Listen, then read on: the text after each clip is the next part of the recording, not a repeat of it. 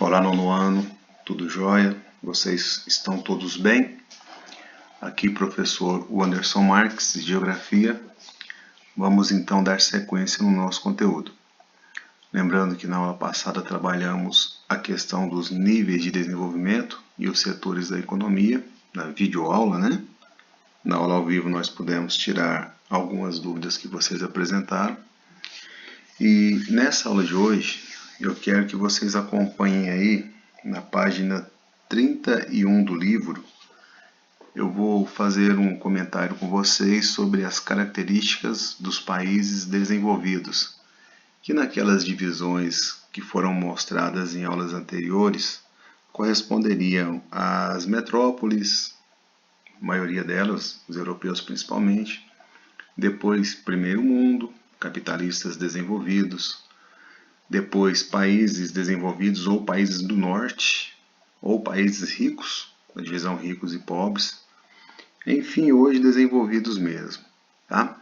Aí a grande pergunta é, o que vai caracterizar os países desenvolvidos? Bom, esses também chamados países do norte vão apresentar algumas características que são muito típicas deles. E eu gostaria que vocês entendessem uma por uma dessas características.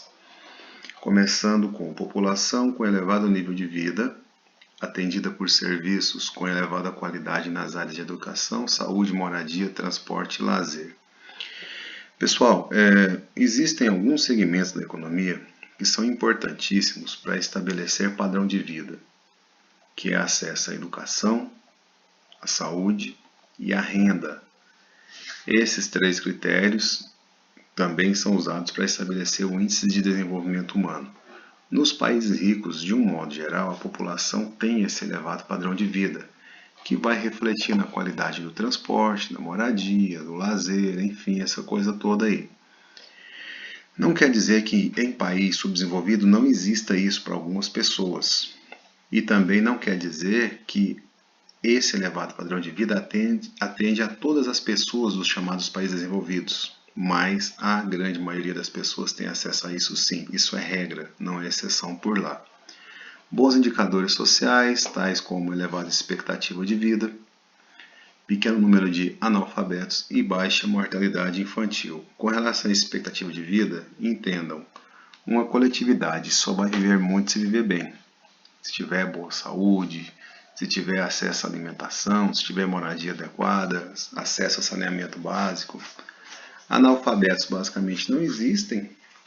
Basicamente são as pessoas mais velhinhas que lá no passado não quiseram estudar. Hoje eu posso dizer para vocês que entre as crianças basicamente não existem aqueles que não estão frequentando a escola, tá? Mesmo porque existem leis muito rígidas para garantir o acesso de crianças à escola. E a mortalidade infantil se refere àquelas crianças que morrem antes de completar um ano. E aí acontece, para morrer basta nascer, né? Tem causas de mortes aí que não dá para controlar, mas por questão de fome, inanição, subnutrição, não acontece, tá? Agricultura intensiva, altamente produtiva, dada a utilização de técnicas de cultivo modernas e a mecanização.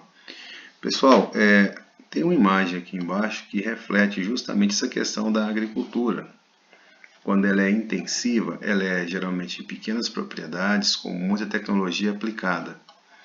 Essa agricultura intensiva, ela tem que ser assim para ser altamente produtiva, tá? Com relação a essas técnicas de cultivo modernas, você vai pensar em irrigação adequada, planejamento para obtenção de características do solo para associar a produção ao solo específico, questão de adubação desse solo de forma adequada, enfim, essa coisa toda aí. Isso é característica de país desenvolvido. Elevados índices de urbanização, aqui você não pensa em grandes cidades como São Paulo, Rio de Janeiro no Brasil, não. Você vai pensar em população basicamente vivendo em cidade, ainda que essas cidades sejam pequenas. Aliás, na Europa principalmente, as cidades geralmente não são muito populosas, tá? Mas enfim, é muito pouca gente que vive no campo. A grande maioria do povo vive em cidade, daí o lance da urbanização. Mas a grande maioria das cidades são cidades de porte pequeno, menores que Anápolis, inclusive. Embora existam cidades muito grandes nesses países, mas elas não são regra, são exceção. Tá? Forte industrialização com parques industriais bem estruturados, beneficiados pelos incentivos governamentais e privados para o desenvolvimento de tecnologias nacionais.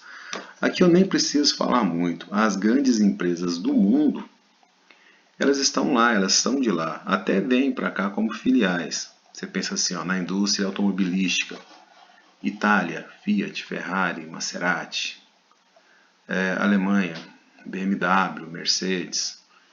Quando você pensa em Estados Unidos, tem a General Motors, né, Chevrolet e assim por diante. Japão, Suzuki, Kawasaki, Yamaha, Honda. Enfim, o parque industrial desses países ele é bem estruturado, modernizado, com tecnologia, enfim, essa coisa toda. Setor secundário, com elevado percentual de mão de obra empregada, assim como no setor terciário, vamos lembrar? Setor secundário, indústria principalmente. Setor terciário, comércio e serviços. Todo país cujo setor primário é a referência é pobre. Setor primário é matéria-prima, só matéria-prima. Agricultura, pecuária, extrativismo. Em país desenvolvido, não. Em país desenvolvido, o que vai mandar na economia é a transformação dessa matéria-prima em indústria, na indústria e, sobretudo, a questão do setor de serviços. Mas esse setor de serviço aqui, ó, baseado em profissões com mão de obra muito qualificada, odontólogo, engenheiro, médico, advogado, enfim. Enquanto nos países pobres até predomina sim o setor terciário em alguns países, mas é baseado em mão de obra sem qualificação universitária, por assim dizer, a mão de obra inferior. Camelô, manicure, motorista, essas coisas que não precisam de faculdade. Mas no país desenvolvido não, geralmente são mão de obra que tem curso superior. Presença de trabalhadores no setor quaternário, aí é aquela tecnologia que eu falei para vocês na aula passada, e no setor quinário, que está associado a conhecimento, inovação, criatividade, filme, artista, produção de livros, enfim. Elevado PIB per capita, renda média da população. Para você estabelecer o PIB per capita, você pega o PIB do país, que é a soma de tudo que é produzido dentro do país, e divide pela população. Isso vai dar uma perspectiva de renda média. Imagina que em um lugar o PIB é de 100 mil e nesse lugar tem 100 mil habitantes. Você vai dividir um pelo outro, vai dar um PIB de 1.000 por habitante. Claro que nem todo mundo ganha a mesma coisa, isso é uma média, né? Então essas são as características que vão determinar como é que se apresentam os chamados países desenvolvidos. Turma, quando eu falar de mundo desenvolvido, você vai pensar basicamente em Europa, Estados Unidos, Canadá, Japão e Austrália, tá? Os países classificados como desenvolvidos detêm as maiores economias do planeta, como os Estados Unidos, o Japão, o Reino Unido, o Canadá, Alemanha, França, Itália. Isso aqui, ó, é o G7, tá? G8 aqui, mas é o G7. Quem vai entrar como oitavo membro aqui é a Rússia, que não está nessa lista, né? A Rússia hoje não é uma das maiores economias do planeta, pelo menos das principais não. Mas também devo dizer para vocês que alguns países que não estão aqui estão entre as 10 maiores economias do planeta. O Brasil, por exemplo, é um deles. A Índia, a China, que é a segunda economia do mundo, não faz parte aqui. De qualquer maneira, o que o autor aqui está querendo dizer é que países classificados como desenvolvidos estão entre as maiores economias do planeta. Apesar da heterogeneidade entre esses países, há um ponto em comum.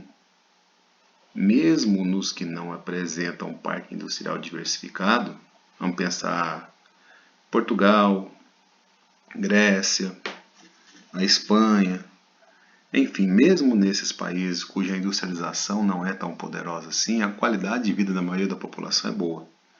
Então, você vai pensar em desenvolvimento associando economia forte e qualidade de vida satisfatória. Tá? Entretanto, essas características não se aplicam a todos os países classificados como desenvolvidos. Aí você pega alguns países europeus, como é o caso da Albânia, a própria Rússia, pensando no lado europeu da Rússia, uma vez que a Rússia também é asiática, né? E se a Europa toda é desenvolvida, então a parte europeia, a Rússia e a Albânia vão entrar nesse processo aí. Só que esses países não apresentam características tipicamente de países desenvolvidos para a coletividade, para a grande maioria da população. É isso que o autor está querendo dizer, que essas características não se aplicam a todos os países tidos como desenvolvidos. Ok?